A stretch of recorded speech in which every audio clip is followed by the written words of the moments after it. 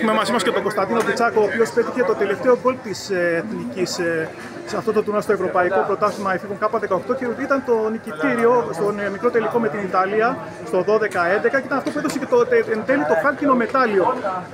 Πες μου λίγο για τα συναισθήματά σου, πώς ένιωσες την ώρα που πήρες αυτή την προσπάθεια και πώς ένιωσες στο τέλος που ήσουν αδικαιωμένος μετά την εκτέλεση.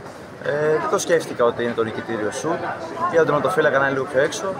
Είχα κενό χώρο μπροστά μου και απλά σούταρα και εκτέλεσα με μια λόμπα που βγήκε και στο τέλος του αγώνα κατάλαβα ότι ήταν το νικητήριο γκολ. Και πες μου και δύο λόγια για το πώς ένιωσες, όπως όλη η ομάδα, δηλαδή πανηγυρίσατε έξαλα από το μετάλλιο, πώς εισέπραξες όλη τη διαδρομή της εθνικής ομάδας από την αρχή που ξεκίνησε με 2 ήττες μέχρι το τέλος που πήρε και τη ρεβάνς κιόλας από την Ιταλία μετά την ήττα στην πρεμιέρα.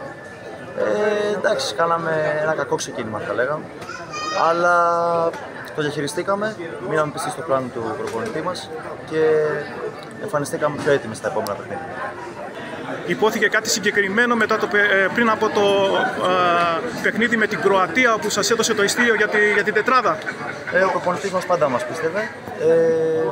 Ο προπονητής μας τόνισε το ηθικό με το παιχνίδι και αυτό ήταν το κάτι έξτρα που χρειαζόμασταν για να πάμε να κερδίσουμε το παιχνίδι που ήταν το πιο σημαντικό εκείνη τη στιγμή. Δεν σκεφτόμασταν τίποτα άλλο και μας βγήκε.